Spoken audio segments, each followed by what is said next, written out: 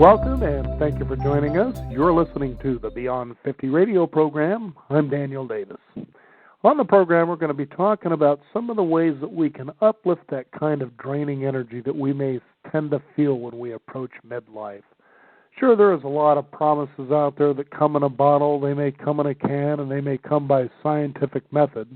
And sometimes you have to question a lot of these particular modalities that talk about supporting what people like to say is simply healthy aging. Yes, we want to reverse aging. Yes, we want to deny ourselves of what that opportunity feels like to grow old.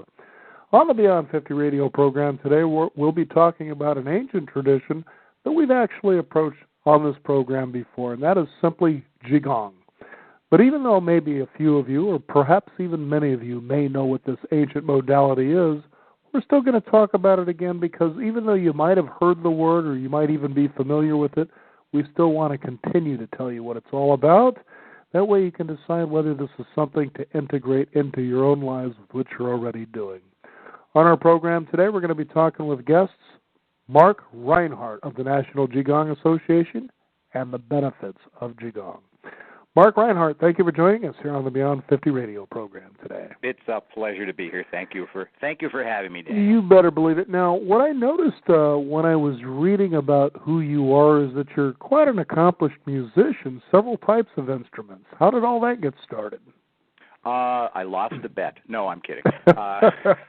Yeah, nothing like having to learn how to play a piano when you've done when you've lost a bet. No, I was born into the musical tradition. I started basically when I was actually 5 days old. I was the first baby to cry over a new arrival program for Christmas at our hospital. Uh-huh. So I was 5 days old. I wish I had that tape. I'd like to hear myself crying.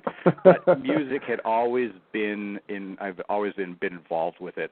And that's probably, it led directly into the understanding of Qigong and Tai Chi and all of these arts, because that is a very important factor involved with any of this stuff if it's going to work. You need to practice it. You know, and it's interesting you should say that, Mark. Just last night, I was catching on television, they had a documentary I had never seen before on Bruce Lee. It was simply Bruce Lee the Legend. And I find it interesting that, we're doing this particular kind of a segment about Qigong today, but one of the things that was really remarkable about this particular documentary, and I've seen quite a few on him, is toward the end of the 2 hours, they talked about how Bruce Lee was a big proponent, of exercise and practice. He says, those are the cornerstones of everything I've ever mastered, so to speak. And so they're showing, this 5-minute segment of practice, practice, practice, exercise, exercise, exercise. And I think just the fundamentals on achieving greatness or mastery of anything, at this day and age, people just kind of want to bypass that and become the experts. Has that been kind of your experience? As always, and this is with music. I don't even use the word practice anymore when I'm talking about musical development or even development in Qigong as far as a health modality. It's cultivation. Right. In other words, you're never going to arrive at any point of true mastery or perfection because that does not exist. Just like golf. You don't master golf, you just enjoy the game. Exactly. And the thing of it is, it's with all arts, the pursuit is the reward because you're never going to get there. Mm-hmm. I mean, cultivation is a process. It's not a destination. Mm-hmm. And that's the thing that's missing from the Western mindset. It's like, yeah, you got to practice it. And this is where these ancient arts come in. And like I tell all my students all the time, as a matter of fact, they made up a T-shirt for this, fads don't last for 5,000 years. But you got But good T-shirts do, right? Yeah, good T-shirts do. Right. But that's the thing. So what happens is this goes almost diametrically opposed to the Western mindset these days of, yeah, you're responsible for your own health. Nowadays, most people are of the mindset, give me a pill to suppress the symptomology so I can get back to the delusional lifestyle that gave rise to the problem in the first place. Right. The process is change.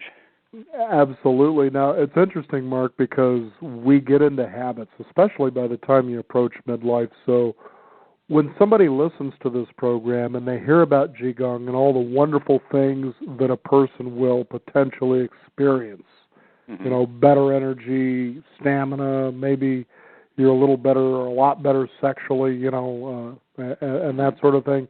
And so they instantly say that they want it. So they get up and they'll do it for a few days, maybe a week. If you're lucky, 2 weeks tops. The mind starts stepping and says, what are you doing? Things were a lot better the way they used to be. I don't get this here. And trying to break through that barrier so you can begin to see the slow process of how truly enjoyable this, as you called it, cultivation begins to feel, that experience. This is the paradox of most of the Chinese arts, because once again, be it cooking, calligraphy, qigong, tai chi, feng shui, anything, it's applied Chinese philosophy. Mm-hmm. And the paradox is when you stop thinking about or looking for the improvements, that's when they start to happen. You have to let go of that mindset. In other words, it's almost like the approach of people with a diet, okay? Most people want to go on a diet rather than re-educating themselves on how to eat. So it's the same thing here. This activity needs to be approached as part of your life, because until you do that, you're not going to be able to enjoy the benefits of it, because they are very slow and subtle in coming.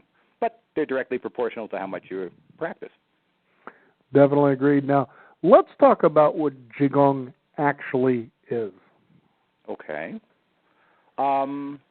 It's an interesting thing. It's a relatively new term. I mean, it was referred to it was Daoyin, which is like, extending and stretching. These have just been exercises, and basically this is where you get into the understanding of the Chinese philosophy of the yin and yang and the energy that's moving through your system. Programmed into the system is homeostasis. The body knows what perfect health is. We get in the way. So the Qigong was, if the Qi or the life force, or however you want to refer to it, is flowing properly through the body, you enjoy good health. So that's where the exercises basically started to evolve from. It's learning how to extend, open up, work your meridians and channels and everything, just making sure. The way I describe it is you're straightening out your garden hoses so that the water can flow through smoothly. Right. That's basically, in a nutshell, what it is. And there's many, many different variations and interpretations, much as music. If you understand the notes, the rhythm, okay, the basic principles of music, you can play any style because they're all based on the same principles and concepts. Now, I remember, Mark, many years ago as I first began to study Zen for myself, is that I remember reading about Tai Chi and Qigong. And now this is just what I read in a book, that these were actually developed because people of the time were spending a lot of time in meditation, which was a lot of sitting and breathing. And this was a way to create movement, because in just that sitting around and being in meditation all the time, it was causing things like arthritis and muscle dysentery and so forth and so on. So they actually developed these, and from my understanding, these were actually the early signs of how the martial arts became developed. Could you kind of fill that in? Sure. Damo, or Bodhidharma, was the monk who brought Buddhism to China. And what happened is he stopped at a monastery, and he noticed that the monks were all sitting around in lousy health and everything. And the story trying to find God through the breath, but nothing else. Yeah, and this gets into the understanding of we exist on three levels: Jing, Qi, Shen. Your physical, your energetic, and your spiritual level. Right. You need to work on all three. So he came up with the exercises, like the muscle tendon changes and the bone marrow and brainwashing, marrow washing exercises. And because they were excluding the vehicle that was housing the spirit. So these practices, I just did a presentation for an elder religious group of 115 retired nuns and priests, okay? And I explained to them, I said, okay, when you're doing your prayer, when you're doing the Hail Mary, the Our Father, you incorporate movement into it and align the lines of the prayers with your inhales and exhales. Then you are incorporating all aspects of your existence into what you're doing. Now, how long has it been that you started practicing Qigong? It seems like it was an early age, wasn't it? Yeah, I was into the philosophy. Actually, if you want to equate the music, that's Qigong. Okay, great. I'm working with my physicality, I'm cultivating, I'm manipulating energy, I'm channeling it, Okay, and basically I started the Eastern philosophy probably in the late 60s, and then I started with the external martial arts in like the early 70s, and then the external evolved into the internal, which is the Tai Chi and the Qigong. Oh, okay. Now again, these are a way that a person can cultivate and to move energy throughout the body. Mm-hmm. It's also a way a person can gather energy, so to speak. Sure. So, you kind of take a look at nutrition, and we kind of, especially in the West, what we take into our bodies nutritionally seems to be the most important thing, but you could actually eat very little and still be tremendously energetic and healthy as well. It depends on your cultivation. And this is the thing about Chinese medicine. It's like there's no one size fits all. Right. You treat the individual. So and this is what's happening nowadays. Everybody hears like, oh, ginkgo or ginseng is good for you, but maybe not for you. And then they find out it's all processed by Monsanto anyway. Yeah, and then you have all different, like, what kind of ginseng is it? Because there's several types of ginseng, and depending on your constitution, one might not work as well for you. So this is where and even with Qigong exercises, where are you out of balance? This is why when you get in, yes, there are some basic exercises which cover everything: the 8 pieces of brocade, the five animal frolics, the Tao Yin, the Taoist 5 exercises. They're basic regulation that covers the whole system. But if you want to get into specifics, then you need to understand the art of diagnosis, or have somebody, okay, where are you blocked? Where are you deficient? Where are you out of balance? I was just thinking about a movie starring Bill Murray that probably not too many people have heard of. It was called The Razor's Edge. Yes. And, of course, this was a movie that was made right around the same time Ghostbusters and Stripes and all those came out, so it was so unique for him. And it's the one where it sounds like you know the movie I'm talking about. Yes. And just to let our listeners know, wonderful movie where he's out of World War I and then eventually finds himself a little lost, but then hears about enlightenment, and so he goes to the Himalayas, Tibet, or something like that. Right. And so he's out there looking for this enlightenment, and he's in the city, and there's this Indian guy that says, you Westerners don't seem to get it. You seek enlightenment out there. He says it's in everything we do every day. It's in the work. It's in the play. That's where the enlightenment is. And the beauty about when we bring up something like Qigong and Tai Chi here on the program is its lifestyle. It isn't about that thing out there that once you do this, you'll be there. It's about getting into the practice of being alive and being here now and feeling good about all that. I would say that would be probably, in your experience, the greatest benefit of why we would want to do something like this. Well, sure. It's reconnecting you with, like, The Razor's Edge. That was written by Somerset Maugham. And basically what all of the spiritual traditions and all the things are teaching you is, okay, enlightenment is just being where you are and being present with everything. Eckhart's holy concept of just being present. Most people from the Buddhist perspective create their own suffering by residing in past or projecting into the future or attaching. A lot of people who are looking for enlightenment or transcendence are actually using the wrong word, because what they're looking for is escapism. Right. if you're truly enlightened and transcended, you're at peace wherever you are. Because to quote that other famous movie, I think it was Buckaroo Banzai, no matter where you go, there you are. And it's funny because I used to sign off on a program that I used to do called Profiles, and I used to say, wherever you are is where you should be. Yeah. And people would say, that's kind of cool. And I actually had somebody try to argue with me about that. Well, how can you prove that? I said, because you're there. There's no argument here. Yeah, right. Right. And that's the thing, is being at peace. And that's the true test of these arts. I mean, yeah, you can go to classes and you can do everything, but how are you when you are in a stressful situation? Mm-hmm. There's your practice. Or that you potentially are in a really happy situation, but the stress of something else interferes with that moment as well. Right. It's you allow something to interfere with that. What I try to teach my students is that you are standing in your boat, going down the flow of your river of life, and are able to keep balance regardless of what the currents are like. Mm-hmm. That's what it is. Or operate from the eye of your hurricane. Everybody's life is a hurricane, but it is always calm and peaceful in the eye. So reside in the eye.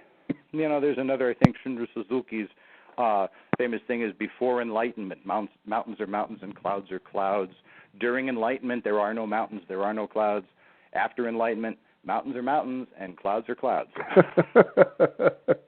What am I doing all this for in the first place? Well, that's just it. It's to test. You have to go through the process to arrive where you've always been. Mm-hmm.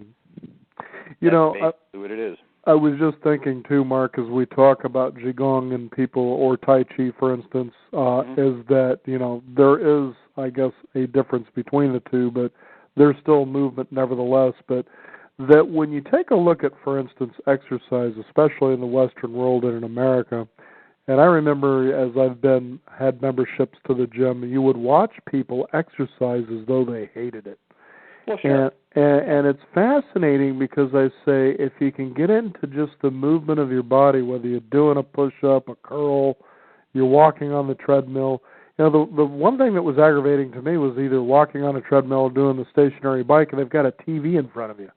It's like, get rid of that and just be in that moment. But this is what's so beautiful about what we're talking about here about Qigong is that it tries to get you into the feeling of being self-aware. Talk about the great benefit. I know we're touching quite a bit on this and more of the mental aspects, but also the physical ones as well. Well, you can't separate them. Yeah, you look at people working out in gyms, and it's creepy. They're like, they have an iPod, they're reading a book, they're watching TV, and they're on a treadmill. Now, how disconnected is that from the body? Right. And that's the basic problem with most people's approach to exercise. It's, I have to do this. I got to go to the gym and work out. Whereas, my ride's here. Yep, it sounds like somebody was actually just getting off focus, and that caused a real problem for them. Yeah, that's actually, I use that for meditation. I just tell people, pay attention, because your first reaction to a noise out of nowhere will be your ego going, how dare that upset me? Right. What you listen to it is follow it. Be an observer. Mm-hmm. Just listen to it. It's gone already. Mm-hmm. But it's the disconnection between mind and body. That's the problem. People will say, I teach Qigong and Tai Chi classes here at my place. I have like 10 classes a week here. And people say, I don't know, should I come to the Tai Chi class or the Qigong class? What's the difference? And when people ask me what's the difference between Qigong and Tai Chi, I usually tell them spelling. Because you can take, now, Tai Chi originated primarily as a martial art, and the families were usually families of bodyguards. Like, I'm a Yang family practitioner. And the Yang family were bodyguards at a time when caravans would go through the mountains, and they would hire bodyguards. So it started as a martial art, but they find out the health benefits of the concept of the internal arts, which are basically Qigong. So once again, it's the Western mind needs to have that distinction between the two, which there really isn't. It's how are you applying? Tai Chi is more of a dance form, let's say. I tell my students, learning Tai Chi first is like learning a ballet before you know how to dance. If you learn Qigong first, you are working on all of the principles of alignment, movement, balance that you're going to use for Tai Chi. So it makes learning the Tai Chi form much easier. Mm-hmm. Now, I can imagine you also get questions from people who are interested, as they say, or they start to pursue this. How effective is this? And to me, my first answer to a question like that would be, compared to what? Yeah, compared to your lifestyle right now. I have a Qigong for Recovery program. I've been working with addictive disorders for a long time, for like 34 months at this place. And I go up and talk to these guys just out of rehab, out of detox. And it's like, I'm presenting a different option to you. Whether or not you accept this is your choice. But, this will require changing your view of the world, okay? You're going to have to look at things differently. And I tell the guys, that quite honestly, how's your view of the world been working out for you so far? Right. So if somebody is coming to ask the question on one level, they're not happy with the way their life is going. Mm-hmm. So it's and once again, I tell people the hardest thing about any of these classes is getting there. Because there's always, I have to do this. And I tell them, if you're waiting for this great big chunk of time to open up so you can do another activity. It's like, right. No, that's the thing. It's people have to take responsibility for themselves and start doing it. I think, too, Mark, you just hit on a very, very solid piece of successful advice. I remember as I was a gym member, I was talking with the owner. He was just really one of these wonderfully amiable type personalities. And so we just had time. It was just me and him and his club. And I said, what do you think is the most successful thing a person can do when it comes to achieving, of course, their goals? And we were making more small talk than we were doing anything else. But he says, just show up. That's all you really need to do. I've got hot tubs, I've got steam rooms, I've got all this.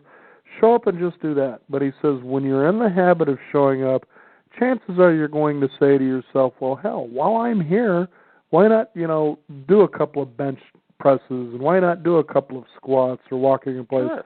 And I thought, just the idea of that alone made so much sense. He says, just show up. And you think about that in all aspects of a person's life, if you would just show up. Mm-hmm. And I always say, I don't care if you flunk in school, if you show up and you show up on time, you're already 95% successful. The grades are irrelevant after that. Exactly.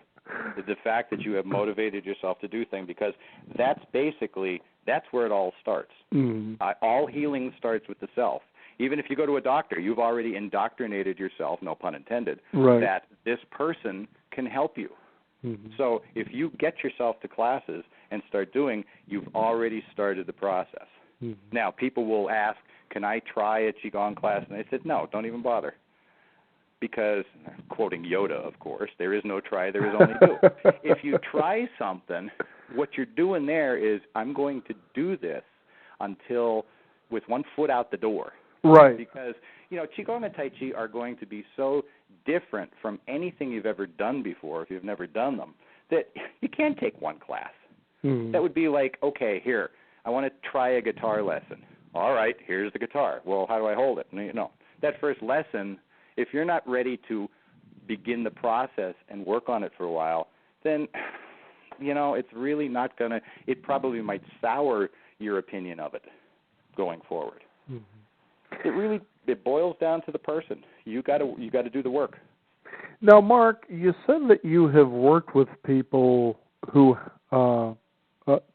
working with people with addictions. Is that true? Mm-hmm. Okay. Yep. Now, in your experience and in your opinion, what would you say the true nature of addiction really is that cause people to choose? It doesn't really matter what they're addicted to, but they're addicted. What do you think is the root cause behind an addiction? The way I teach people usually is I introduce them to their seed of addiction. Okay, the seed of addiction is when you're doing a Qigong exercise. They are very slow. They're very repetitive. It's the thing that makes you, the seed of your addiction is the thing that makes you run away from whatever you're doing at the moment. Because the guys will do I'll get them going. They might do 1 or 2 repetitions, and then after that it's like, I can't do it. I need a smoke. I need a break. Mm-hmm. So it's a thing and it's an avoidance ritual.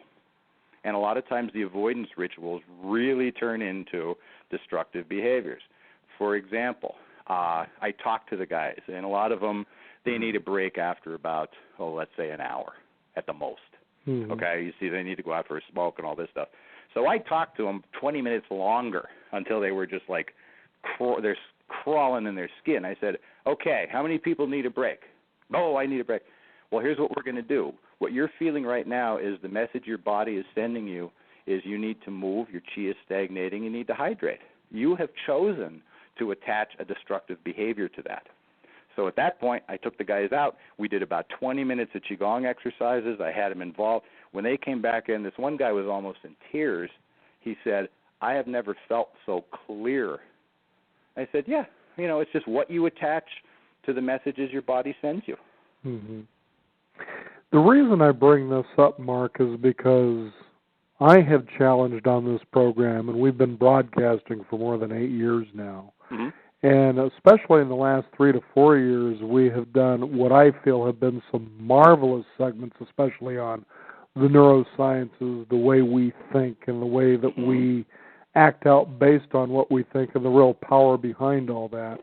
Sure. And I have begun to challenge, and certainly I've had some wonderful experts from around the world back me on this through their point of view, and it sounds like you're pretty much doing the same thing. And here's the challenge that I'm talking about when it comes to addiction. I'm going to take alcoholism, for instance.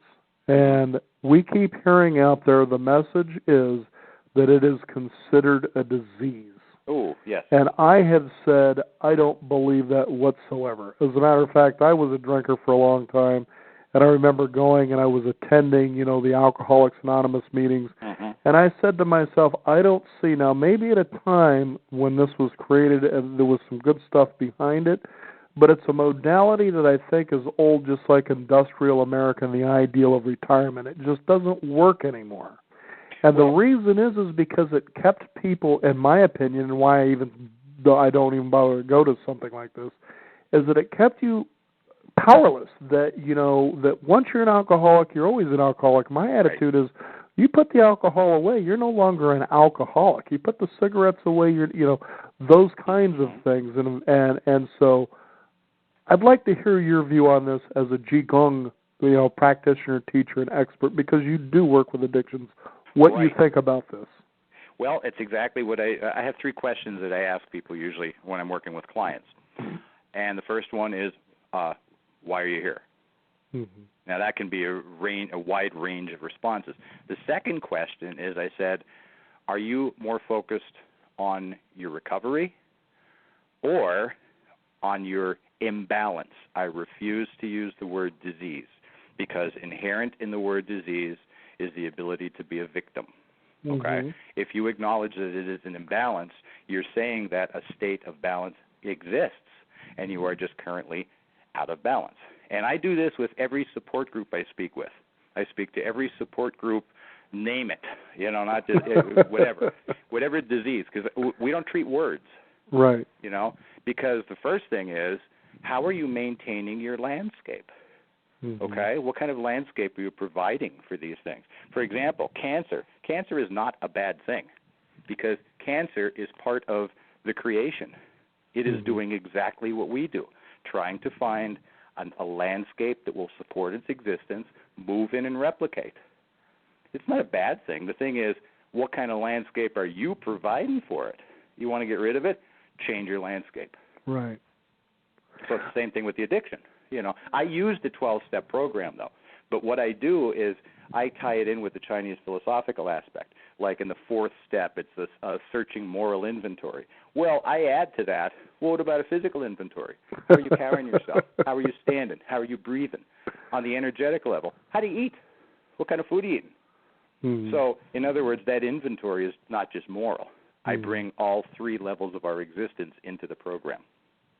How successful have you been, implementing your philosophy and your practice for people who decide, I didn't think about going this route to sort of rid myself of my addictions for a better life of achieving dreams and passions. How has that been for you, or for your students? Same thing. I could parallel everything I do. Either somebody who is suffering from a word, a disease or whatever, to somebody who is working with addiction, to somebody who's trying to learn to play an instrument. It's all the same.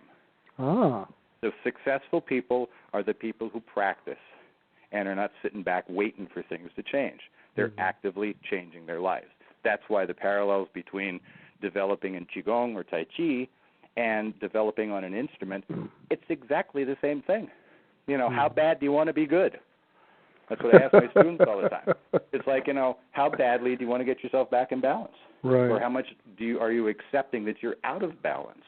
It's all up to you, because, healing is it's understanding the parts you're going to play in your own recovery to the degree that you played in your own disease, because you created it. I mean, we are going through our cycles in life. And there's a Chinese poem that says, falling petals have no regrets. By trying to hold on to youth, you're denying yourself the opportunity of understanding the beauty of age. We're going through our cycles. Go through them and enjoy them.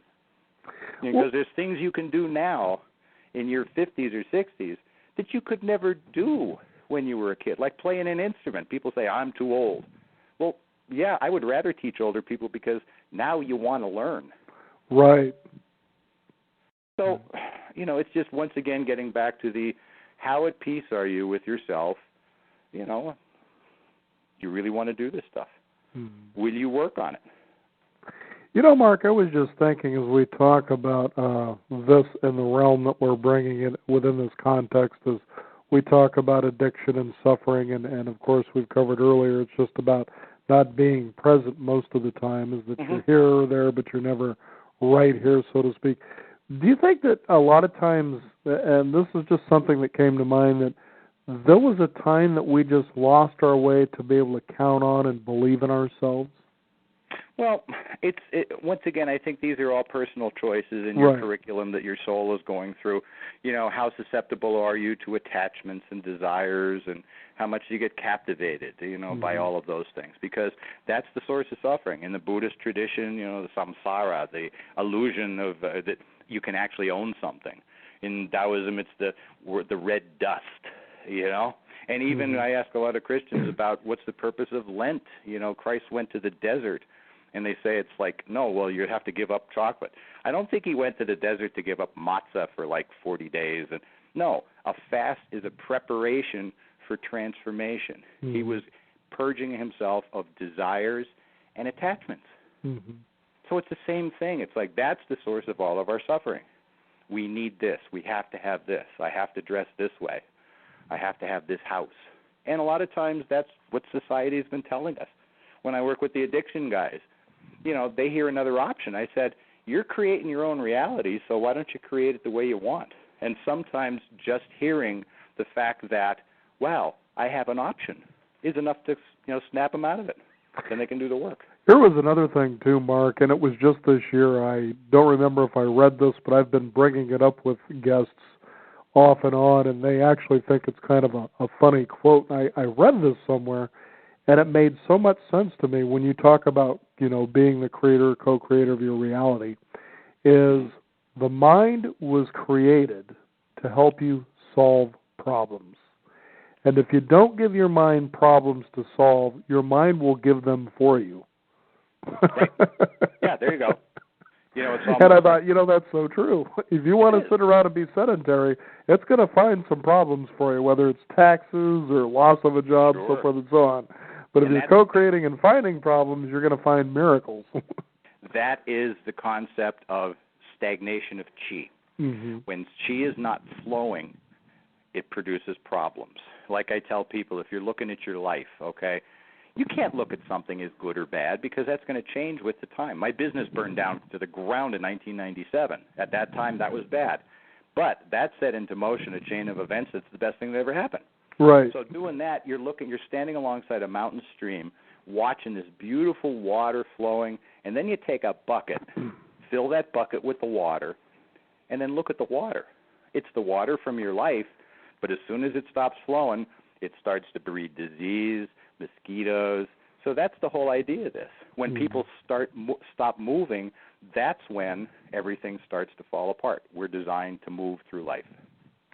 Now, what is the average age that generally, if there is an average, of people who come to learn from you about Qigong? It varies. Usually, and categorically, it's more female students. Ah. Because for some reason, guys just don't get it. It's not macho enough, or else. I think it's that corpus callosum thing. I believe the corpus callosum in females is thinner. It's the membrane that separates the right and the left hemispheres. Uh-huh. Theirs are thinner. I think males have like a piece of drywall or something. So females get Tim's it. tool time hasn't found the effective wire that he can wire between the two to supercharge it, in other words. Yeah, exactly. But that's just it. I mean, and it's various ages, because a lot of times I've had younger people do this, but when they come, they have an older soul. They understand it because this is more yin. It's more quiet activity. Mm-hmm. So it depends on the person. But it's a transformation, because I've also had, it depends where you come into the process. People who get into the external martial arts at a young age, if they stay in long enough, they eventually want to get into the yin aspects of the quiet or the meditative things, okay? Because yin balancing out yang. I have older people who do the Tai Chi for arthritis, and they stick with it. And this one lady came up to me the one day and said, are we going to hit something pretty soon? Can we hit things? So she developed the yin aspect, but then when that was going, she wanted to get the yang aspect going, too. Yeah, sure, I can produce a brick for you. Go for it. Sure, go ahead. And it's a lot of people, Qigong, some people don't know how to say it, so they won't even ask about it. Mm-hmm. I had one lady at our wellness center. She came up and she said, "What time is the Cheech and Chong class starting?" Oh, boy. But it's the intent of the person. Right. I have people coming and going. I mean, I have people who come and they take a couple classes, and I can see that it holds up to a mirror to yourself, and sometimes shows you things you might not want to see. It confronts you. I spoke for Citibank twice in New York, and I demonstrated. I said, this is the most difficult Qigong exercise there is. I dropped into a stance, and I stood still. I did nothing. Mm-hmm. And I stood there, and by the time I took 3 breaths, there were people in the audience who were crawling on their skin. They were going, "Oh, what are you doing?" I said, "I'm standing still." He said, "You're not doing anything." I said, "Yes, I am. I'm standing still." Right. That's creepy for most people because it's uncomfortable. And that's the aspect. And when people can confront themselves and be honest, wow. Some people will say, well, wait a minute, that's too slow for me. But if they can be honest with themselves and say, wow, I can't stand still. I need this. Mm-hmm. Depends on the individual. Yeah, it's just so fascinating to know, and I love to bring on segments where people realize it isn't one size fits all, that we all get to enjoy our unique experiences here. And I remember a wonderful quote that I read years ago or heard years ago, and when you're maybe sitting on the sidelines and you're feeling bad that life isn't working so well for you, and why don't you get the lucky breaks, and how come this person gets to enjoy, a lot of happiness while I sit in sorrow and depression, is that it simply goes like this, that it says, just think about this from a scientific standpoint. In billions of years of evolution, of creating the universe, billions of years of this, no one can screw up quite like you. Right. And I thought, boy, what a marvelous quote, that That's right. Billions of years of perfection, you're screwing up perfectly. Right. And that is the source. I think it's all that Frenchman's fault, that René Descartes, who said, I think therefore I am. Because right there, it's, I've always said that we are a part of, not apart from. And therein lies the problem. Mm-hmm. We think we're separate. Mm-hmm. We think we can reverse the cycles of everything that's going. No. Enjoy them. Mm-hmm. And it's a choice, too. That's the big thing about it. It is a personal choice. Happiness radiates from the inside out. If you're seeking your happiness from external or anything like that, you're setting yourself up for disaster. Now, one of the things that I've also began to see, let's say over the last 20 years, Mark, is, let's say, bringing in a modality like Qigong, as you said. It's been around for thousands of years. Tai Chi, thousands of years. Even the ancient arts such as acupuncture, we're talking thousands of years. These people have come to know the experience of being human and what really has worked for a very long time. Then you bring science into the equation.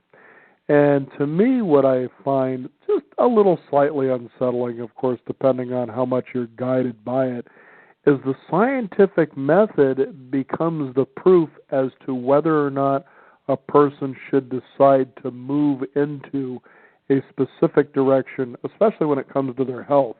How have you seen that kind of affecting the horizon? Because I know people say, well, Qigong, what scientific proof do you have behind this being effective, as a means to have them make a decision whether they need to move this direction? Well, if that's the mindset that they're operating from, right. Okay. Me, I haven't had any form of health care for like 25 years. I haven't taken an over-the-counter prescription drug for as long, but I know how to pay attention to my body. Right. Western medicine has been around for maybe about 150 years. The Western approach it's a reductionist system where Western medicine is looking for the germ, the virus, the cell, the bacteria, whatever. When you find it, carpet bomb it. Okay. Mm-hmm. Well, even take a look at pharmaceuticals. They take out the active ingredient and throw the rest away. Yeah, and it's so out of balance. We're looking at the landscape because you can't separate. Once again, That's the Cartesian view of you can separate the germ from the landscape that the germ is flourishing in. No. So that's where and Chinese medicine has been based.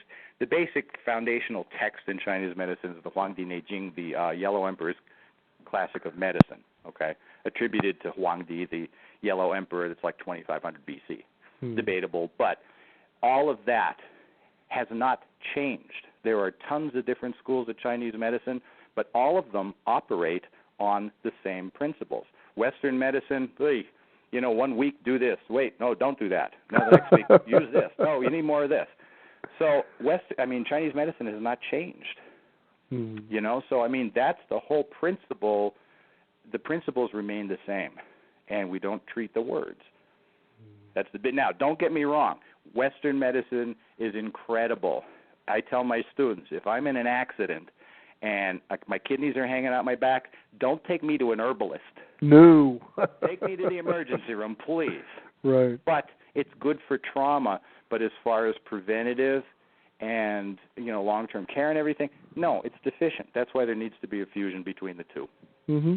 Well, and even here on our program, we never say, this is bad or this is good. It's just a matter of this is a way that's created, and it's something that works and is effective for what it was created for. But as you say, and again, earlier here on the Beyond 50 radio program, you were talking about balance.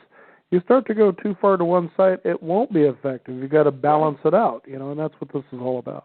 And the other thing is indoctrination. Mm-hmm. Do you believe? My teacher always asked us, if something was seriously wrong with you, would you follow through with Chinese medicine? Mm-hmm. Because if not, you would be going to what you consider as valid medicine.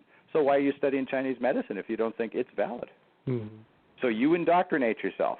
If something's wrong, you already have a belief system set into motion when you go to any kind of healthcare practitioner, because just the fact of you going there, same thing as going to a Tai Chi or a Qigong class. You've gone there. So already you're in the process of exploring it. This might work. And then it's up to you to really go through it and commit to it. For those of you joining us, we're talking right now about the wonderful art of Qigong and natural healing. Our guest today, Mr. Mark Reinhardt of the National Qigong Association.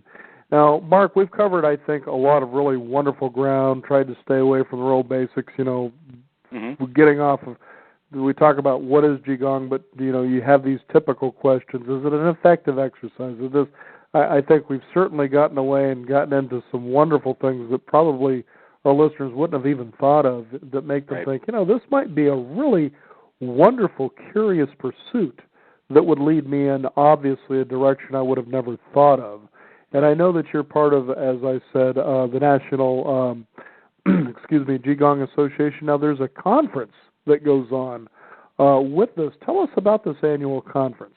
We just happen to be coming to the Vancouver, Washington, Portland area. Our conference is, this is our 17th annual conference. The National Qigong Association is we're a nonprofit, organization.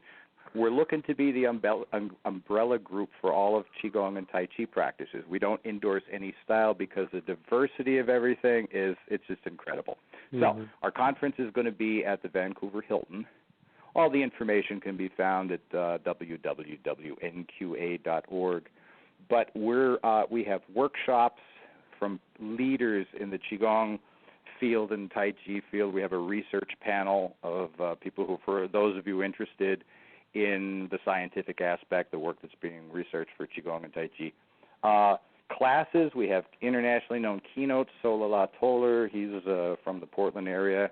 He's a publisher of the Empty Vessel magazine, and he has all kinds of Tibetan relaxation music out. It's a great musician, good friend of mine. Yang, another researcher, he's going to be our keynote. We have classes, demonstrations, enjoy with music. We have jam sets. It's just a great conference, and if you have any questions or if you've ever wanted to find out anything about Qigong, this is the perfect opportunity to answer your questions. It's for anybody from the curious all the way up to the advanced practitioners. Now, Mark, a couple of years ago, we had a gentleman from Canada on the program who actually had the opportunity to go and study in a Shaolin temple. Mm-hmm. Okay. So obviously he was studying martial arts, and this was quite a funny book that he put together.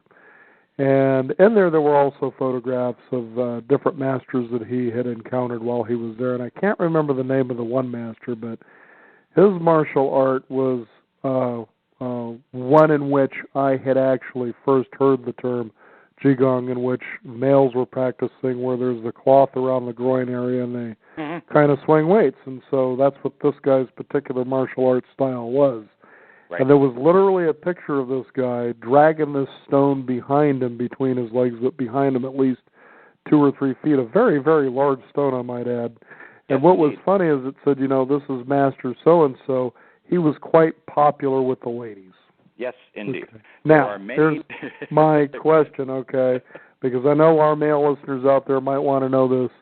We are being bombarded in America today with just about every disease that we are now expected to get. And it's getting to the point, just shut it off. Either it's going to happen or it won't. But as you said, it's up to you to decide if you're going to cultivate the landscape for this particular modality to thrive or die in. It's your choice. Now, male erectile dysfunction is one that we're just expected now is going to happen. I think they're causing the problem more than naturally it would actually occur. Oh, sure. This being true, let's just go with the modality. Okay, by the time you're 50 or 55 or 60, guys, you just won't be able to get an erection, and so your women are going to be very unsatisfied, and we don't want that. We want to be like we were as teenagers, 20 and 30-year-olds, being able to still sexually function and have fun. Qigong, how effective has it been versus the modalities they're trying to tell you should go with out there in order to reverse this? Very effective because, first of all, the Qigong will require exercising on a regular basis. It'll work on stress, because a lot of times psychological problems are one of the major causes of erectile dysfunction. It's just the pressure, the performance pressure or something like that. Oh, no. That's usually where the source is. And then nutrition. How are you eating? So once again, for that's just an imbalance. So we don't even name it anything. It's like, how are you out of balance? Check all the other things. How relaxed are you? How is your blood flow? There might be deficiency in other things. There might be an excess somewhere. You're worrying too much, which causes the restrictions. So it's not handled any differently, and it's all the same thing. Start a regular exercise program with Qigong, mindful exercises, and if you're working with a Qigong practitioner who's trained, we can prescribe those exercises. Okay, have a blockage here. It's almost like going to acupuncture. If you get an acupuncture treatment done, I have always been saying that Qigong exercises should be part of your homework for your prescriptions for any kind of acupuncture treatment or herbal treatment. Even if you're taking herbs, you should be doing exercises that are going to enhance the action of those herbs. So it's the same thing. It's the same thing. Everybody wants to treat the symptom. It's like if you have a fireplace in your den, you start a fire. Okay, this is what most people detox do. The fire starts, creosote back up. Your whole den is covered in soot and everything. So you spend all the time cleaning out your den, replacing this, washing this, doing this, but you don't clean your fireplace. Here's the problem. Nobody wants to clean their fireplace. They just want to treat the symptoms. Exactly. So it all gets back to exactly the same thing as paralleling.